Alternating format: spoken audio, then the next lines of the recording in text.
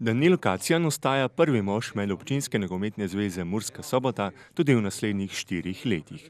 Ponovno je dobil zaupanje delegatov in to so njegove prihodnje usmeritve. Glavne točke v tem 4-letnem mandatu mojem se v bistvu ne razlikujejo od tega, kaj sem že delal zdaj. Predvsem prioriteta mora biti vseh nas, ki delamo v tem športu, delo z mladimi. Ker če ne bomo delali z mladimi, se nam na koncu ne piše nič dobro. Mi imamo v tem trenutku kar zadovoljivo, čeprav ne smemo biti sramežljivi za slovenske razmere, dobro infrastrukturo.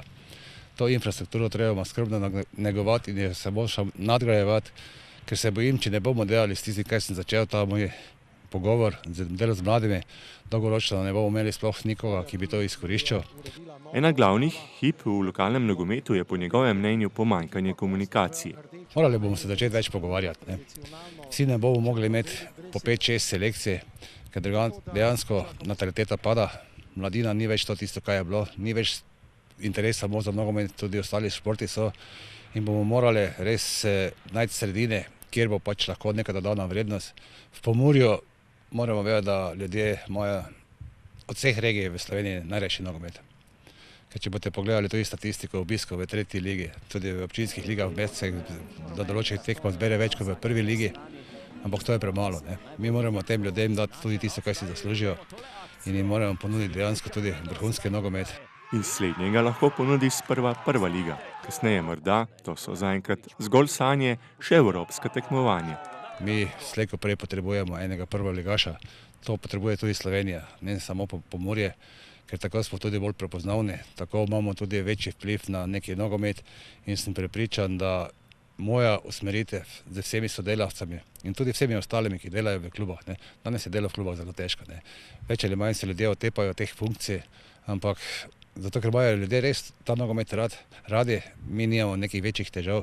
V okviru Medobčinske nogometne zveze Murska Sobota imamo 30 klubov, imamo skoraj 4000 registriranih igralcev in igralk. Imamo Žuljevke Pomurja, ženski nogometni klub, ki je nosilec nogometa ženskega cel čas že v Sloveniji.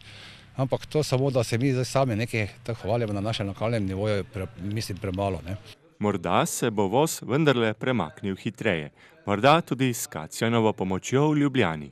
No, jaz bom povedal tako, jaz sem že do zdaj, ko še nisem bil podpredsednik, vedno bil zelo glasen in sem tudi zahteval nekaj stvari. Sem pa prepričan, da v tem trenutku, ko sem postal tudi podpredsednik Nogometne zveze Slovenije, sem bolj zraven, lahko neposredno tudi bolj vplivam, ampak moram na tem mestu pač vsem povedati jasno in glasno, da mi lahko pričakujemo neke zadeve samo na podlagi tega, če bomo delali.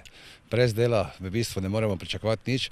Toda po drugi strani imamo pa res realne in marsikatere možnosti, tako za trženje, tako za tem, da imamo igralne površine tudi izkoriščene in sem prepričan, da bo ta pomurski oziroma prekmurski glas v Ljubljani še do zdaj bolj slišan. Jaz sem tudi v sami izvolitvi povedal, da ne mislim hoditi na Brdo pri Kranju gledati, ali je lepo vreme ali je slabo vreme. Za mene je to samo se obveza večja odgovornost in jaz pričakujem, da po 4 letih pravijo, so volilci tisti, ki ocenijo, ali smo bili uspešni ali nismo.